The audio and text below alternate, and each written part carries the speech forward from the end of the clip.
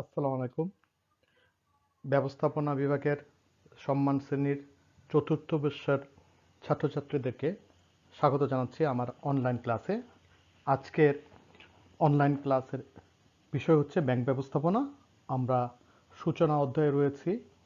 এর আগে আমরা সূচনা অধ্যায় থেকে দুটো লেকচার দিয়েছি। আজকে আমরা তৃতীয় অনলাইন লেকচার দিব, আজকে 28/7/2020 তারিখে। তো আশা করছি আমার সুপ্রিয় ছাত্রছাত্রীরা সবাই ভালো আছো, সুস্থ আছো এবং বাসায় আছো। তো আমরা অনলাইন ক্লাসে আহ, অনলাইন ক্লাসে তোমাদেরকে স্বাগত জানাচ্ছি। চলো দেখি পরের স্লাইডে কি আছে। আমি গোলাম জিলানী, সহকারী অধ্যাপক ব্যবস্থাপনা। তোমাদের সবাইকে স্বাগত জানাচ্ছি অনলাইন ক্লাসে। ফুলেল শুভেচ্ছা রইল। এই বৈষয়িক মহামারীতে তোমরা সবাই বাসায় আছো, সুস্থ আছো এবং তোমাদের সর্বাঙ্গীন সুস্থতা এবং মঙ্গল কামনা করে আমার অনলাইন ক্লাস শুরু করছি। প্রথমেই শিখন ফল। আজকে আমরা বেশ কয়েকটা শিখন ফল রেখেছি তোমাদের পড়ানোর জন্য। তো আসো দেখি 1 নম্বর শিখন ফল কোনটি। 1 নম্বর যে শিখন ফলটি রেখেছি আজকে সেটি হচ্ছে ব্যাংকের শ্রেণী বিভাগ রেখেছি। 2 নম্বরটা হচ্ছে ব্যাংক ও ব্যাংকিংয়ের পার্থক্যগুলো আলোচনা করব আমরা ইনশাল্লাহ। 3 নম্বর হচ্ছে বাণিজ্যিক ব্যাংক কি তা আলোচনা করব এবং 4 নম্বর হচ্ছে বাণিজ্যিক ব্যাংকের বৈশিষ্ট্য আলোচনা করব। তো আজকে তোমাদের জন্য আমরা 4টি প্রশ্ন রেখেছি। আশা করি তোমরা খুব মনোযোগ দিয়ে শুনবে এবং 4টি প্রশ্ন সম্পর্কে খুব ভালো ধারণা আমার অনলাইন লেকচার থেকে পাবে বলে আমি আশা রাখছি।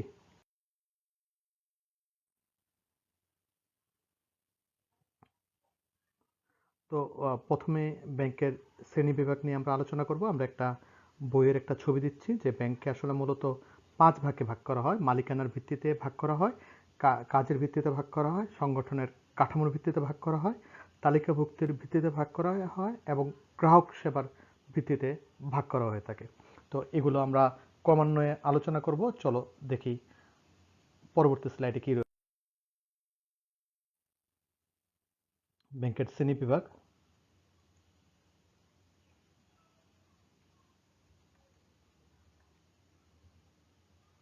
ব্যাংকের মালিকানার ভিত্তিতে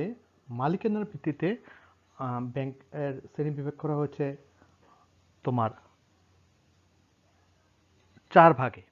এক্ষেত্রে প্রথম যে ভাগটি সেটি হচ্ছে সরকারি সরকারি ব্যাংক। তো সরকারি ব্যাংক সম্পর্কে একটু আমরা জেনে নেই। সেটি হচ্ছে যে ব্যাংকের সংগঠক, নিয়ন্ত্রক, পরিচালক ও মালিক সরকার, তাকে সরকারি ব্যাংক বলে। এরূপ ব্যাংক সরকারি উদ্যোগে প্রতিষ্ঠিত হতে পারে অথবা পরবর্তী সময়ে জাতীয়করণের মাধ্যমে সরকারি মালিকানায় আনা হতে পারে, যেমন বাংলাদেশ কৃষি ব্যাংক, সোনালী ব্যাংক, অগ্রণী ব্যাংক, জনতা ব্যাংক ইত্যাদি আমাদের দেশে এ ধরনের ব্যাংকের উদাহরণ। 2 নম্বর হচ্ছে বেসরকারি ব্যাংক। ব্যক্তিগত উদ্যোগে গঠিত, পরিচালিত ও নিয়ন্ত্রিত ব্যাংককে বেসরকারি ব্যাংক বলে।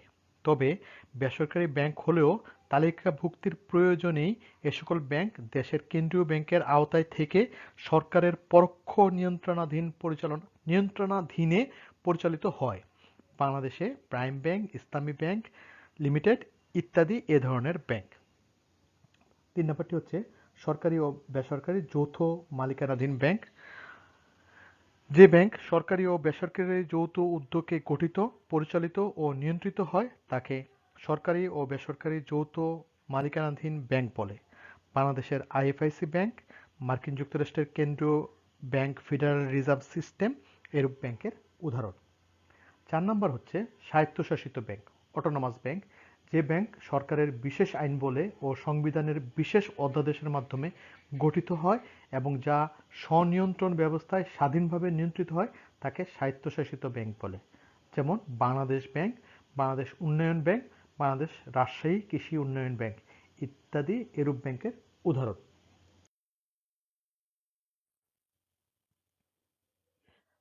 কার্যভিত্তিক শ্রেণীবিভাগ। আমরা কাজের ভিত্তিতে ব্যাংকগুলোকে আমরা বেশ কয়েক ভাগে ভাগ করেছি। এটি একটি গুরুত্বপূর্ণ শ্রেণীবিভাগ। এক্ষেত্রে আমরা খুব মনোযোগ দিয়ে শুনবো। কাজের ভিত্তিতে প্রথম যে শ্রেণীবিভাগ সেটি হচ্ছে কেন্দ্রীয় ব্যাংক। এটি একটা বড় চ্যাপ্টার রয়েছে। আমরা অনলাইন ক্লাস যদি চালু থাকে তাহলে আমরা এটি পড়াবো। আর যদি স্বাভাবিক শ্রেণী কার্যক্রম শুরু হয়ে যায় তখন তো তোমাদের সাথে এগুলো নিয়ে আলোচনা হবেই।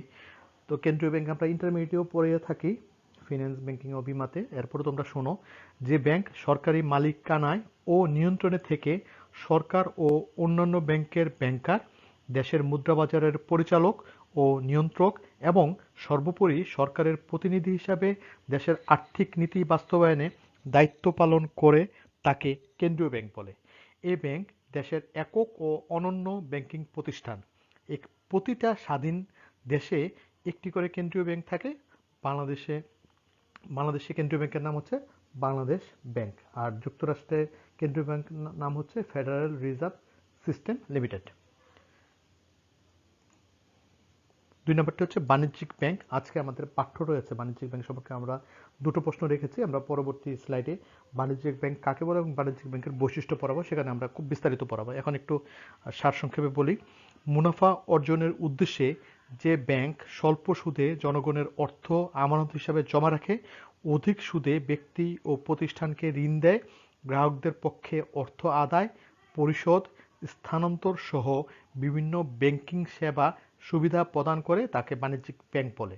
সাধারণভাবে ব্যাংক বলতে বাণিজ্যিক ব্যাংকই বোঝায়। Sonali bank limited, Rupali bank limited, Janata bank limited, prime bank limited, Exim bank limited আমাদের দেশে এ জাতীয় ব্যাংকের উদাহরণ। 3 নম্বর হচ্ছে বিশেষায়িত ব্যাংক। তো বিশেষায়িত ব্যাংকগুলো কি? যে সকল ব্যাংক গ্রাহকদের প্রয়োজন ও অর্থনীতির বিশেষ কোনো দিক নিয়ে ব্যাংকিং কার্যক্রম পরিচালনা করে তাকে বিশেষায়িত ব্যাংক বলে। চলো দেখি আমাদের দেশে কি কি বিশেষায়িত ব্যাংক আছে সেগুলো একটু আলোচনা করি। 1 নম্বর যে বিশেষায়িত ব্যাংক সেটি হচ্ছে কৃষি ব্যাংক। দেশের কৃষিখাত উন্নয়নের লক্ষ্যে কৃষকদের অর্থ সংস্থানের জন্য যে ব্যাংক প্রতিষ্ঠিত হয় তাকে কৃষি ব্যাংক বলে। এটি একটি বিশেষায়িত আর্থিক প্রতিষ্ঠান যার কাজ হলো কৃষকদের কৃষি যন্ত্রপাতি, সার, বীজ ইত্যাদি ক্রয়ে প্রয়োজনীয় মূলধনের সংস্থান করা। বাংলাদেশ কৃষি ব্যাংক ও রাজশাহী কৃষি উন্নয়ন ব্যাংক এ লক্ষ্যেই গঠিত ও পরিচালিত। এদেশের দুটি উল্লেখযোগ্য ব্যাংকিং প্রতিষ্ঠান। তাহলে আমাদের দেশে দুটো কৃষি ব্যাংক রয়েছে, একটি হচ্ছে যেটিকে বলা হচ্ছে বাংলাদেশ কৃষি ব্যাংক, আর একটি হচ্ছে রাজশাহী কৃষি উন্নয়ন ব্যাংক। অর্থাৎ পূর্বতন রংপুর বিভাগ এবং বর্তমানে রাজশাহী বিভাগ, এই দুটো বিভাগে যে কৃষি কৃষি সংক্রান্ত যে ব্যাংকটি কাজ করে তার নাম হচ্ছে রাকাব বা রাজশাহী কৃষি উন্নয়ন ব্যাংক। আর বাকি অন্যান্য বিভাগে আমাদের এই বাংলাদেশের বাকি যে অন্যান্য বিভাগ আছে সেখানে কৃষি ব্যাংক রয়েছে। আর রাজশাহী কৃষি উন্নয়ন ব্যাংক হচ্ছে আমাদের দেশের উত্তরাঞ্চলে, যেহেতু আগে মঙ্গাপীড়িত অঞ্চল ছিল সেই জন্য সরকার বিশেষ ব্যবস্থাধীনে এই রাকাব তৈরি করেছে। রাকাব আমাদের উত্তরাঞ্চলে কৃষকদেরকে নিয়ে অনেক বেশি কাজ করে এবং রাকাবের সাফল্যের ইতিহাস রয়েছে এবং রাকাব অত্যন্ত সরকারের কর্মসূচিকে এগিয়ে নেওয়ার ক্ষেত্রে কৃষিক্ষেত্রে খুব গুরুত্বপূর্ণ ভূমিকা পালন করছে। 2 নম্বর শিল্প ব্যাংক। শিল্প ব্যাংকও একটি বিশেষায়িত ব্যাংক। দেশের শিল্প খাতের উন্নয়নের লক্ষ্যে প্রতিষ্ঠিত ব্যাংককে শিল্প ব্যাংক বলে। এ ব্যাংকের মূল কাজ হলো শিল্প উদ্যোক্তাদেরকে দীর্ঘমেয়াদী ও সেই সাথে প্রয়োজনীয় স্বল্পমেয়াদী ঋণ দান, শেয়ার ও ঋণপত্র বিক্রয় সহযোগিতা ইত্যাদি কাজ সম্পাদন করা। বাংলাদেশ উন্নয়ন ব্যাংক লিমিটেড বিডিবিএল বাংলাদেশে এই ধরনের ব্যাংকের উদাহরণ। 3 নম্বরটা হচ্ছে সঞ্চয়ী বা আমানত ব্যাংক। জনগণের নিকট পড়ে থাকা বিক্ষিপ্ত সঞ্চয়গুলোকে আমানত হিসাবে সংগ্রহ করে মূলধন গঠনের লক্ষ্যে যে ব্যাংক কাজ করে তাকে সঞ্চয়ী বা আমানত ব্যাংক বলে। এ ধরনের ব্যাংক জনগণকে সঞ্চয়ে উদ্বুদ্ধ করে এবং বিভিন্ন আকর্ষণীয় আমানত প্রকল্প গ্রহণ করে তাতে অর্থ জমা করতে উৎসাহ দেয়। আমাদের দেশে ডাকঘর সঞ্চয় ব্যাংক এরূপ উদ্দেশ্যে পরিচালিত একটি ব্যাংক। 3 নম্বর হচ্ছে বিনিয়োগ ব্যাংক, ইনভেস্টমেন্ট ব্যাংক।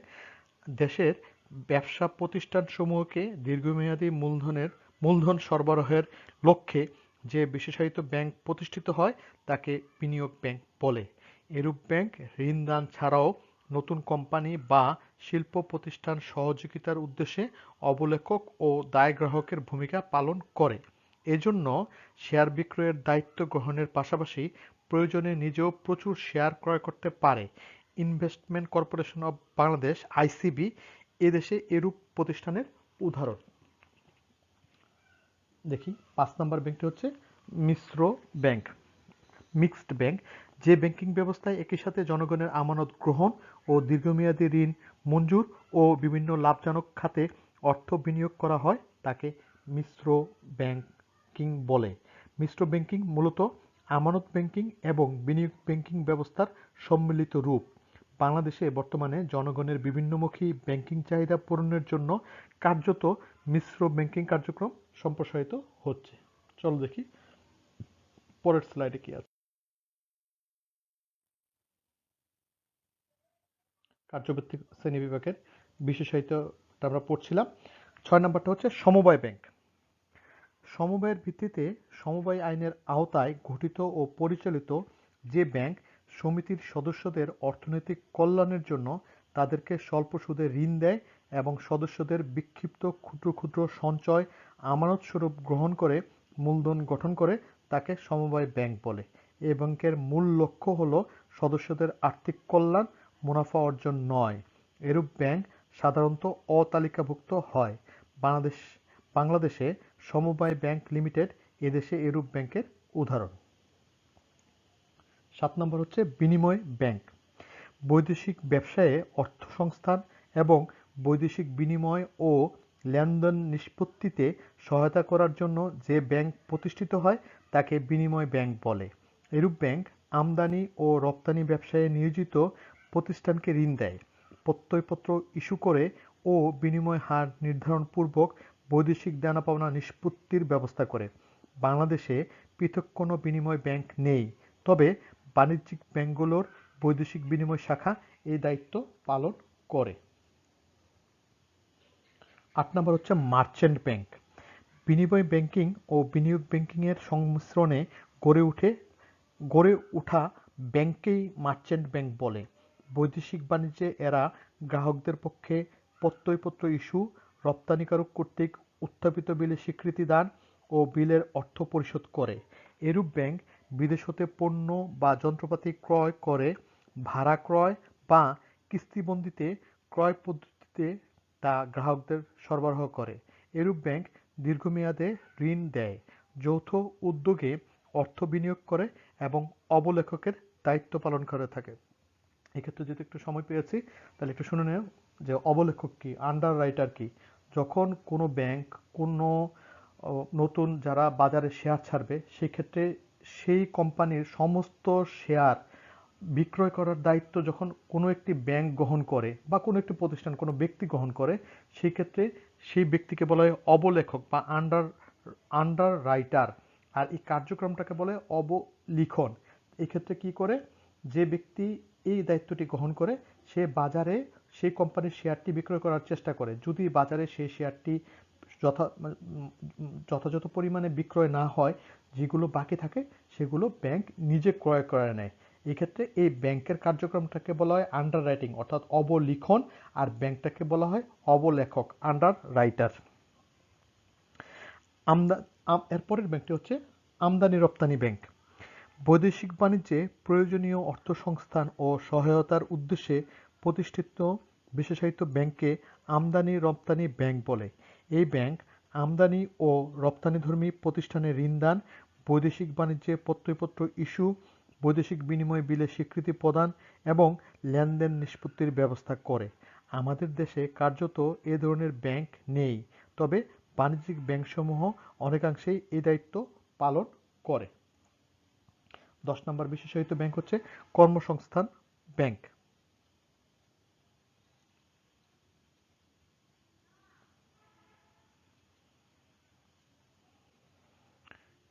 বেকার যুবক ও যুব মহিলাদের আত্মকর্মসংস্থানের মাধ্যমে দারিদ্র্য বিমোচনের লক্ষ্যে ঋণ সহায়তা প্রদানের জন্য প্রতিষ্ঠিত বিশেষায়িত ব্যাংককে কর্মসংস্থান ব্যাংক বলে।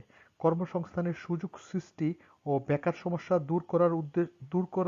দূর করে দেশের অর্থনৈতিক উন্নয়ন নিশ্চিত করা এরূপ ব্যাংকের উদ্দেশ্য। কর্মসংস্থান ব্যাংক বাংলাদেশে এ ধরনের একটি বিশেষায়িত ব্যাংক? চলো পরের স্লাইডটা শুনি।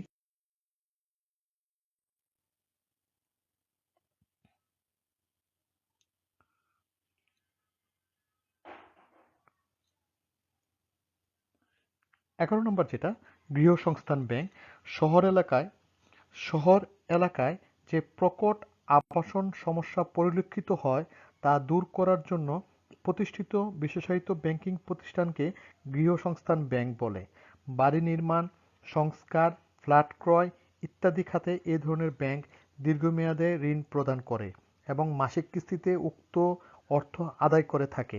বাংলাদেশের হাউস বিল্ডিং ফাইন্যান্স কর্পোরেশন এইচবিএফসি আমাদের দেশে এ ধরনের একটি প্রতিষ্ঠান। পরেরটি হচ্ছে ভোক্তা ব্যাংক, কনজিউমার ব্যাংক। ভোক্তা সাধারণত প্রয়োজনীয় সামগ্রী ক্রয়ে সাহায্য করার জন্য গঠিত বিশেষায়িত ব্যাংকিং প্রতিষ্ঠানকে ভোক্তা ব্যাংক বলে।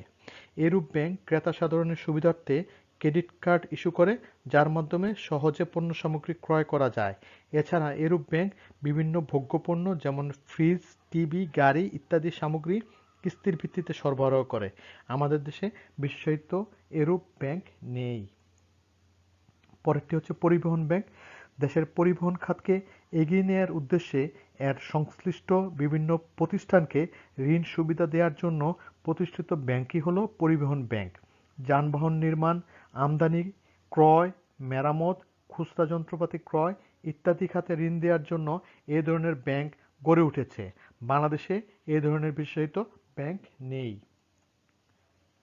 14 নম্বর হচ্ছে বন্ধকি ব্যাংক। ভূমি অথবা স্থাবর বা অস্থাবর সম্পত্তি বন্ধক রেখে যে ব্যাংক ঋণ গ্রহীতাকে ঋণ প্রদান করে তাকে বন্ধকি ব্যাংক বলে। যে ব্যাংক শুধুমাত্র ভূমি বন্ধক রেখে ঋণ দেয় তাকে ভূমি বন্ধকি ব্যাংক বলা হয়ে থাকে।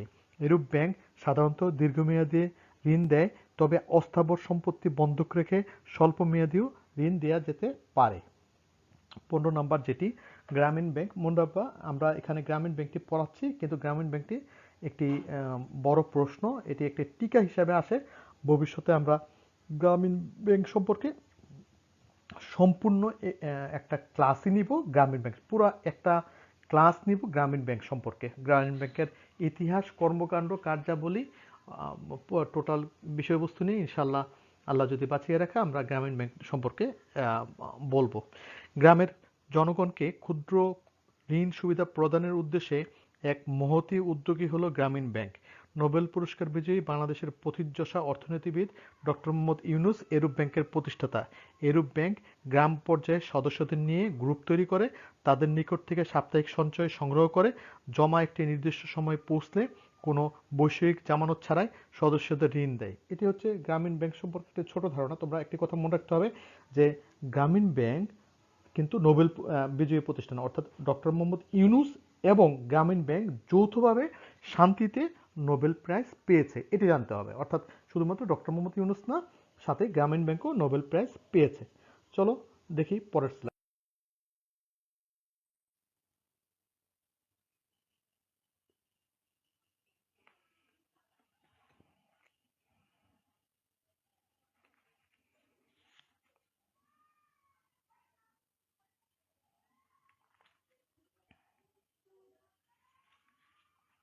আগের স্লাইডটিতে কয়েকটি ব্যাংক বাকি রয়ে গেছে, সময় যেহেতু রয়েছে ওটাও একটু বলে দেই।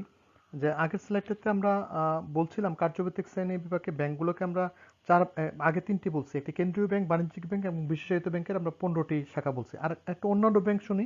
অন্যান্য ব্যাংকগুলোকে আবার 4 ভাগে ভাগ করা হয়েছে: দেশীয় ব্যাংক, আঞ্চলিক ব্যাংক এবং গোষ্ঠী উন্নয়ন ব্যাংক। তো আধুনিক আগে দেশীয় ব্যাংকটা শুনি। আধুনিক ব্যাংক ব্যবসার শুরুর পূর্বে পৃথিবীর দেশে দেশে মহাজন শ্রেণী ও বেনিয়া গোষ্ঠী চড়া সুদে ঋণের ব্যবসায় নিয়োজিত থাকত। বর্তমানে কম বেশি এ ধরনের গোষ্ঠীর অস্তিত্ব লক্ষ্য করা যায়, যাদেরকে দেশীয় ব্যাংক নামে অভিহিত করা হয়ে থাকে। 2 নম্বরটা হচ্ছে আঞ্চলিক ব্যাংক, রিজিওনাল ব্যাংক।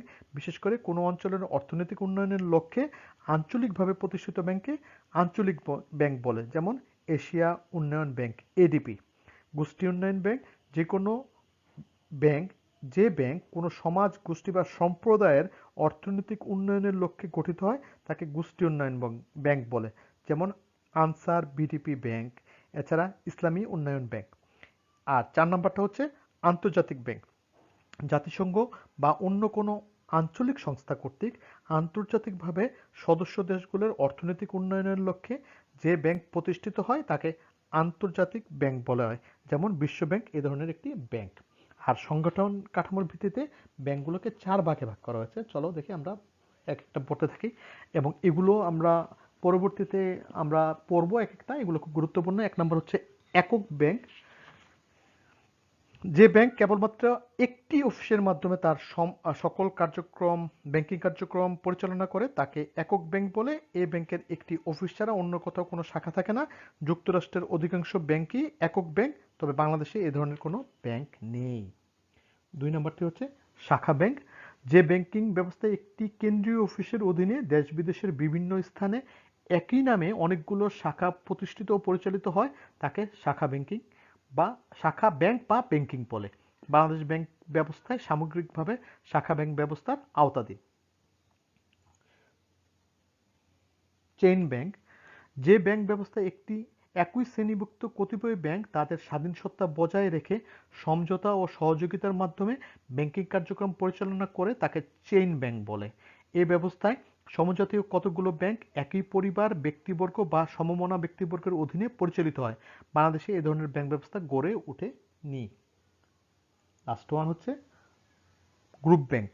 যে ব্যাংক ব্যবস্থায় কোনো একটি আর্থিক প্রতিষ্ঠান একই ধরনের কতকগুলো ছোট ব্যাংক গঠন করে বা একাধিক ব্যাংকের অধিকাংশ শেয়ার ক্রয়ের মাধ্যমে তাদের নিয়ন্ত্রণ বা সংগ্রহ করে সমন্বিত ব্যাংকিং কার্যক্রম পরিচালনা করে তাকে গ্রুপ ব্যাংক বা ব্যাংকিং বলে। এই ব্যবস্থায় নিয়ন্ত্রক প্রতিষ্ঠানকে হোল্ডিং কোম্পানি এবং যাদের নিয়ন্ত্রণ ভার গ্রহণ করা হয় তাদেরকে সাবসিডারি কোম্পানি বলে। পরের বিভাগটিতে চলে আসি। তালিকাভুক্তির ভিত্তিতে ব্যাংকগুলোকে 2 ভাগে ভাগ করা হয়। একটি হচ্ছে তালিকাভুক্ত ব্যাংক আর একটা হচ্ছে অতালিকাভুক্ত ব্যাংক। তো তালিকাভুক্ত ব্যাংকটা শুনে নেই। দেশের অভ্যন্তরে কর্মরত যে সকল ব্যাংক কেন্দ্রীয় ব্যাংকের সংরক্ষিত তালিকার অন্তর্ভুক্ত থাকে তাকে অন্তর্ভুক্ত থেকে ব্যবসা কার্যক্রম পরিচালনা করে তাকে তালিকাভুক্ত ব্যাংক বলে। এরূপ তালিকাভুক্তির জন্য সদস্য ব্যাংকগুলোকে কেন্দ্রীয় ব্যাংকের নির্দেশিত শর্তাবলী পূরণ ও তা অনুসরণ করতে হয়। সোনালী ব্যাংক, বাংলাদেশ কৃষি ব্যাংক, প্রাইম ব্যাংক লিমিটেড ইত্যাদি এই দেশের তালিকাভুক্ত ব্যাংকের উদাহরণ। অতালিকাভুক্ত ব্যাংক নন স্কেডিউল ব্যাংক। যে ব্যাংক দেশের ব্যাংকিং আইন অনুযায়ী গঠিত হলেও কেন্দ্রীয় ব্যাংকের তালিকাভুক্ত না হয়ে ব্যাংকিং কার্যক্রম পরিচালনা করে তাকে অতালিকাভুক্ত ব্যাংক বলে। এই ধরনের ব্যাংক কেন্দ্রীয় ব্যাংক প্রদত্ত কোনো সুবিধা পায় না। অধুনা বাংলাদেশে সমবায় ভিত্তিক এই ধরনের প্রতিষ্ঠান নিয়ন্ত্রণের জন্য তাদের নামের সাথে ব্যাংক শব্দের ব্যবহার নিষিদ্ধ করা হয়েছে। Bangladesh cooperative bank limited, answer BDP bank, কর্মসংস্থান ব্যাংক, গ্রামীণ ব্যাংক ইত্যাদি বাংলাদেশে এ ধরনের ব্যাংক। গ্রাহক সেবার ভিত্তিতে ব্যাংকগুলোকে 2 ভাগে ভাগ করা হয়েছে। একটি হচ্ছে পাইকারি ব্যাংক। প্রথমটি হচ্ছে পাইকারি ব্যাংক। এটা শুনি। বড় ধরনের কর্পোরেট প্রতিষ্ঠানসমূহ অত্যন্ত ব্যয়সাধ্য ও উচ্চ প্রযুক্তির ব্যাংকিং সেবা প্রদানের জন্য যে ব্যাংকিং প্রতিষ্ঠান কাজ করে তাকে পাইকারি ব্যাংক বলে। বৃহদায়তন সরকারি সংস্থা এবং দেশি বিদেশি ও বহুজাতিক কর্পোরেট প্রতিষ্ঠানগুলো এই ধরনের ব্যাংকের গ্রাহক। এ সকল প্রতিষ্ঠানের নগদান ব্যবস্থাপনা, দ্রুত দেওয়া পাওনা নিষ্পত্তি, অর্থ আদায় ও পরিশোধ এবং তথ্য সরবরাহ এরূপ ব্যাংকের কাজ। আমাদের দেশে এই ধরনের ব্যাংক নেই। পরেরটি হচ্ছে খুচরা ব্যাংক, রিটেল ব্যাংক। খুচরা গ্রাহক অর্থাৎ ব্যক্তি গ্রাহক বিভিন্ন সাধারণ ব্যবসায়ী ও অব্যবসায়ী প্রতিষ্ঠানকে যে সকল ব্যাংক ব্যাংকিং সেবা প্রদান করে তাকে খুচরা ব্যাংক বলে। আমানত সংগ্রহ, অর্থ উত্তোলনের সুযোগ প্রদান, অর্থ সংগ্রহ, অর্থ পরিশোধ, ঋণ দান, ক্রেডিট কার্ড সরবরাহ ইত্যাদি এই ধরনের ব্যাংকের কাজ। বাংলাদেশে সকল বাণিজ্যিক ব্যাংকই কার্যত এ ধরনের ব্যাংক হিসাবে গণ্য। তো উপরোক্ত আলোচনা থেকে আমরা যেটা বুঝলাম, বর্তমান অর্থনৈতিক কর্মকাণ্ডের বিভিন্নমুখী প্রয়োজনে নানান ধরনের ব্যাংক ব্যবস্থা গড়ে উঠেছে। দিন যতই এগোবে বাড়তি প্রয়োজনের সাথে সঙ্গতি রেখে ভবিষ্যতে আরও নতুন নতুন ব্যাংক প্রতিষ্ঠিত হবে তা সহজেই প্রত্যাশা করা যায়। তাহলে আশা করি আমার সুপ্রিয় শিক্ষার্থীরা ব্যাংকের শ্রেণীবিভাগের প্রত্যেকটা শ্রেণীবিভাগ বুঝতে পেরেছো। মনে রাখবা এটি তোমরা ব্যাংক থেকে এই শ্রেণী বিভাগ থেকে সবচেয়ে বেশি প্রশ্ন আসে। তুমি যদি ব্যাংকের কখনো পরীক্ষা দিতে যাও, ব্যাংক সম্পর্কিত যে প্রশ্নের মূলত শ্রেণী বিভাগ থেকে আসে। গ্রুপ ব্যাংক কি, চেইন ব্যাংক কি, মার্চেন্ট ব্যাংক কি, বিনিয়োগ ব্যাংক কি। তো এটা যদি একবার পড়ে নেওয়া যায় আর একবার একটু জেনে নেওয়া যায়, তাহলে তুমি সমস্ত প্রশ্নগুলো খুব সহজেই উত্তর দিতে পারবা। আমরা এই শ্রেণী বিভাগের পরেই বাকি প্রশ্নগুলো পড়াতে থাকবো। চলো দেখি দ্বিতীয়। আজকে দ্বিতীয় শিক্ষণফল রেখেছি ব্যাংক এবং ব্যাংকিং এর পার্থক্য।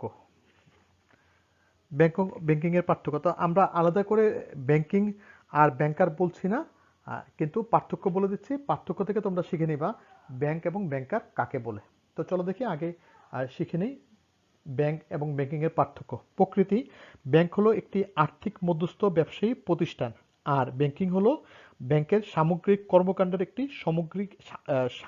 সমন্বিত রূপ। সংজ্ঞাগুলো একটু শুনি। যে প্রতিষ্ঠান জনগণের নিকট হতে আমানত সংগ্রহ, ঋণ দান ও বিভিন্ন আর্থিক কার্যাদি সম্পাদন করে তাকে ব্যাংক বলে। ব্যাংক তার ব্যবসায়িক প্রয়োজনে যে সকল কার্যক্রম সম্পাদন করে তাকে ব্যাংকিং বলা হয়ে থাকে। 3 নাম্বারটা শুনি, আইনগত সংজ্ঞা। প্রতিষ্ঠান হিসেবে ব্যাংকের একটি আইনগত সত্তা আছে। ব্যাংকিং হলো ব্যাংকের কাজ, তাই এর কোনো আইনগত সত্তা নেই। 4 নম্বর হচ্ছে কার্য পরিচালনা। দেশের বিভিন্ন প্রচলিত আইন অনুযায়ী ব্যাংক গঠিত ও পরিচালিত হয়। আর ব্যাংকিং এর বেলায় ব্যাংক কোম্পানি অধ্যাদেশের আওতায় স্ব ব্যাংক সৃষ্ট নিয়ম অনুযায়ী ব্যাংকিং কার্যক্রম পরিচালিত হয়। 5 নম্বরটা হচ্ছে দায়। ব্যাংক ব্যাংকের কাজের সফলতা ও ব্যর্থতার দায়ভার প্রকৃতপক্ষে এর মালিক ব্যাংকারদের বহন করতে হয়। আর ব্যাংকিং এর বেলায় ব্যাংকিং কার্যাবলীর সাফল্য ও ব্যর্থতার জন্য ব্যাংক পরিচালনায় নিযুক্ত ব্যবস্থাপক ও কর্মী ব্যাংকারগণ মালিকপক্ষের নিকট দায়বদ্ধ হয়। 6 নম্বর হচ্ছে সাফল্য। ব্যাংকের সাফল্য নির্ভর করে দক্ষ ব্যাংকিং এর উপর, আর ব্যাংকিং এর সাফল্য নির্ভর করে দক্ষ ব্যাংকারের উপর। আর লাস্ট ওয়ান হচ্ছে উৎপত্তি। মালিক বা উদ্যোক্তা ব্যাংকারগণ ব্যাংকের জন্মদাতা, অর্থাৎ ব্যাংক তাদের উদ্যোগ ও প্রচেষ্টার ফসল।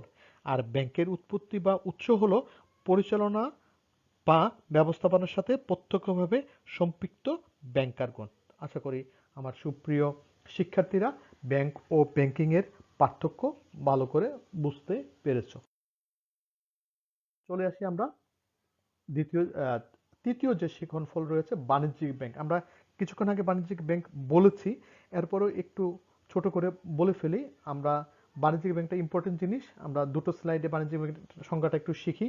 যে আর্থিক মধ্যস্থ ব্যবসায়ী প্রতিষ্ঠান বিভিন্ন হিসাবের মাধ্যমে আমানত সংগ্রহ করে এর থেকে একটি অংশ ঋণ দেয় এবং এর মাধ্যমে মুনাফা অর্জন করে তাকে বাণিজ্যিক ব্যাংক বলে। দেখি আরেকটা স্লাইডে ক্লিক।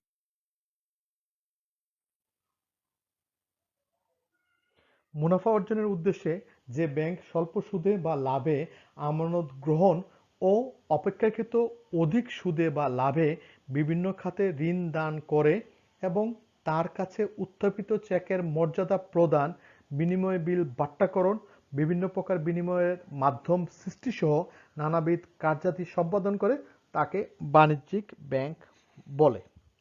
তাহলে দুটো স্লাইডে আমি বাণিজ্যিক ব্যাংক সম্পর্কে যেটি মূল কথাটি সেটি বলে দিলাম। আশা করি তোমরা বাণিজ্যিক ব্যাংক সম্পর্কে একটি ভালো ধারণা নিতে পেরেছো। তো চলো দেখি আমাদের আজকের 4 নাম্বার এবং শেষ যে শিক্ষণফল, অর্থাৎ বাণিজ্যিক ব্যাংকের বৈশিষ্ট্য, এটা একটু পড়ে ফেলি এবং সাথে সাথে একটু শিখেও ফেলবো। 1 নাম্বার যে বৈশিষ্ট্য সেটি হচ্ছে গঠন। বাণিজ্যিক ব্যাংকের গঠন অন্যান্য ব্যাংকের চেয়ে সহজ ও স্বতন্ত্র। অন্যান্য ব্যাংক, বিশেষত কেন্দ্রীয় ব্যাংক, সরকারের বিশেষ আদেশ বলে গঠিত হলেও বাণিজ্যিক ব্যাংক সাধারণত মালিকানার প্রকৃতি অনুসারে অংশীদারি আইন, কোম্পানি আইন ও সমবায় আইনের আওতায় দেশে প্রচলিত ব্যাংকিং আইন বলে গঠিত হয়। 2 নম্বর বৈশিষ্ট্যটা শুনি, মুনাফা অর্জন। মুনাফা অর্জনের উদ্দেশ্যেই নিয়েই বাণিজ্যিক ব্যাংকের উৎপত্তি ঘটে, তাই এই ব্যাংকের যাবতীয় কার্যাবলী মুনাফা অর্জনের উদ্দেশ্যে সামনে রেখে পরিচালিত হয়, যে কারণে অন্যান্য ব্যাংকের প্রতিষ্ঠানের ন্যায় একেও তীব্র প্রতিযোগিতার মধ্য দিয়ে মুনাফা অর্জনের প্রয়াস চালাতে হয়। 3 নম্বর বৈশিষ্ট্যটি শুনি, মালিকানা। মালিকানার দৃষ্টিতেও এ ব্যাংক পৃথক বৈশিষ্ট্যের দাবিদার। বাংলাদেশের পরিপ্রেক্ষিতে কেন্দ্রীয় ব্যাংক ও অনেকগুলো বিশেষায়িত ব্যাংক রাষ্ট্রীয় মালিকানায় প্রতিষ্ঠিত হলেও বাণিজ্যিক ব্যাংকসমূহ সাধারণত বেসরকারি মালিকানায় এবং ক্ষেত্রবিশেষে সরকারি ও বেসরকারি যৌথ মালিকানায় প্রতিষ্ঠিত ও পরিচালিত হতে দেখা যায়। 4 নম্বর হচ্ছে ব্যবসায়িক সওদা।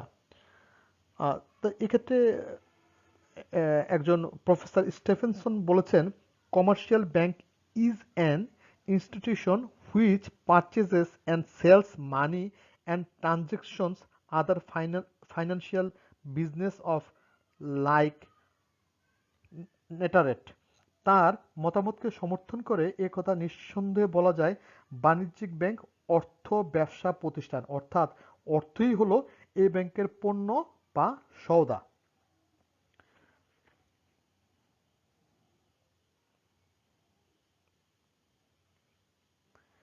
5 নম্বর পয়েন্টটা দেখি, সঞ্চয় সংগ্রহ ও স্বল্পমেয়াদী ঋণদান। বাণিজ্যিক ব্যাংকের অন্যতম বৈশিষ্ট্য হল এ ব্যাংক বিভিন্ন হিসাবের মাধ্যমে সঞ্চয় সংগ্রহ করে এবং উক্ত সঞ্চিত অর্থ অন্যদের ঋণ, নগদ ঋণ ও জমায়তিরিক্ত ঋণ আকারে প্রদান করে। অর্থ ছাড়া এ ব্যাংকের প্রত্যয়পত্র, বিনিময় বিল, হুন্ডি, ব্যাংক ড্রাফট ইত্যাদির মাধ্যমে গ্রাহকদের ঋণ সুবিধা প্রদান করে।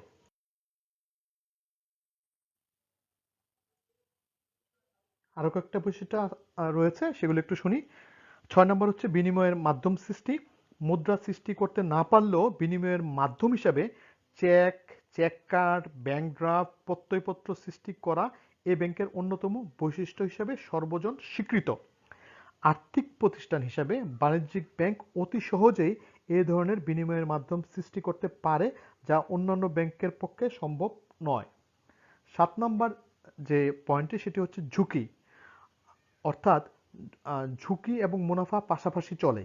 বাণিজ্যিক ব্যাংকের ক্ষেত্রে তা অবধারিত সত্য গণ্য হয়। কোনো কারণে একবার আমানতকারীদের আস্থা হারালে বা ঋণদানে সতর্ক না হলে এ ব্যাংককে মারাত্মক ঝুঁকির মধ্যে পড়তে হয়। তাই এই ঝুঁকিকে সর্বনিম্ন পর্যায়ে রেখে ব্যবসা পরিচালনার মধ্যেই এই ব্যাংকের সাফল্য নির্ভরশীল। 8 নম্বরটি হচ্ছে শাখা ব্যাংকিং ব্যবস্থা। অন্যান্য ব্যাংকসমূহ একটিমাত্র বা সীমিত সংখ্যক অফিসের মাধ্যমে কার্য সম্পাদনে সমর্থ হলেও বাণিজ্যিক ব্যাংকের বেলায় দেশ বিদেশের বিভিন্ন এলাকায় শাখা প্রতিষ্ঠার প্রয়োজন পড়ে। এতে আমানত সংগ্রহ, অর্থ স্থানান্তর, বৈদেশিক বিনিময় ইত্যাদি কার্য সহজ হয়। এ কারণে শাখা ব্যাংকিং ব্যবস্থার মধ্য দিয়ে এরূপ ব্যাংকের প্রসার লক্ষণীয়। 9 নম্বর হচ্ছে ব্যবস্থাপনা ও পরিচালনা। ব্যবসায়ের সাংগঠনিক ভিন্নতার কারণে বাণিজ্যিক ব্যাংকের ব্যবস্থাপনা ও পরিচালনার ক্ষেত্রে স্বতন্ত্র বৈশিষ্ট্য লক্ষ্য করা যায়। সাধারণভাবে এরূপ ব্যাংক কোম্পানি কিংবা যৌথ মালিকানাধীনে প্রতিষ্ঠিত হওয়ায় মালিকানাগত কারণে মালিকানা থেকে ব্যবস্থাপনা ও পরিচালনার ভিন্নতা বিরাজ করে। 10 নম্বর হচ্ছে তালিকাভুক্ত ব্যাংক। দেশে বিদ্যমান ব্যাংকিং আইনের আওতায় এবং কেন্দ্রীয় ব্যাংকের অনুমতি সাপেক্ষে বাণিজ্যিক ব্যাংক গঠিত হয়। এ ধরনের ব্যাংক নিজস্ব প্রয়োজনেই কেন্দ্রীয় ব্যাংকের যাবতীয় শর্ত মেনে নিয়ে এর সদস্য ব্যাংকের তালিকায় নিজের নাম অন্তর্ভুক্ত করে। বাংলাদেশে প্রায় সব বাণিজ্যিক ব্যাংকই তালিকাভুক্ত ব্যাংক। সেবাধর্মী প্রতিষ্ঠান। মুনাফা অর্জন এ ব্যাংকের অন্যতম প্রধান উদ্দেশ্য হল গ্রাহকদের বিভিন্নমুখী সেবাদান ও ব্যাংকের অন্যতম বৈশিষ্ট্য হিসেবে গণ্য। বর্তমান প্রতিযোগিতামূলক অর্থনীতিতে যে ব্যাংক যত বেশি গ্রাহকদের সেবাদানে সক্ষম, সে ব্যাংক তত বেশি জনগণের আস্থা অর্জন করতে পারে। তাই আধুনিক বাণিজ্যিক ব্যাংক সর্বদা অধিক সেবা প্রদানে তৎপর থাকে। পরিশেষে বলা যায়, বাণিজ্যিক ব্যাংকের এমন কিছু বৈশিষ্ট্য বিদ্যমান যা একে অন্যান্য যে কোনো ব্যাংক থেকে পৃথক রূপ মর্যাদা প্রদান করেছে। এরূপ ব্যাংক ব্যবসার মধ্য দিয়ে আধুনিক ব্যাংকিং ব্যবস্থার জন্ম হলেও বর্তমানকাল অবধি ব্যাংক বলতে সাধারণভাবে এই প্রতিষ্ঠানকে অর্থাৎ বাণিজ্যিক ব্যাংককেই বোঝানো হয়ে থাকে। তো আমরা আজকে চারটি প্রশ্ন পড়ে ফেললাম তোমাদেরকে। আজকে 4টি শিক্ষণফল ছিল। তো আশা করি আমার সুপ্রিয় শিক্ষার্থীরা এই 4টি শিক্ষণফলই ভালোভাবে বুঝতে পেরেছো এবং শিখতে পেরেছো। তোমাদের উদ্দেশ্যে কয়েকটি কথা। যারা এই অনলাইন লেকচারটি আমাদের গ্রুপে দেখছো, বিশেষ করে ছাত্রছাত্রীদের উদ্দেশ্যে বলছি, তোমরা অনেক কিছুই সম্পর্কে এই যে একটি লেকচার তৈরি করতে যে কত সময় লাগে সে সম্পর্কে কোনো ধারণা নেই। আজকে আমার এই লেকচারটি তৈরি করতে কতটুকু সময় লেগেছে আমি যদি বলি, এই লেকচারটি কালকে আমি পড়েছি এবং ধারণা নিয়েছি আমি কোন কোন প্রশ্নগুলো পড়াবো। আজকে সকাল থেকে আমি পাওয়ার পয়েন্ট তৈরি করার চেষ্টা শুরু করেছি সকালে। সকালে 2 ঘন্টা সময় দিয়েছি। আর এই রাতের বেলায় মাগরিব থেকে শুরু করে এখন বাজে রাত 10:30। এখন পর্যন্ত আমি এই তোমাদের এই অনলাইন লেকচারটি তৈরি করার জন্য সময় দিচ্ছি।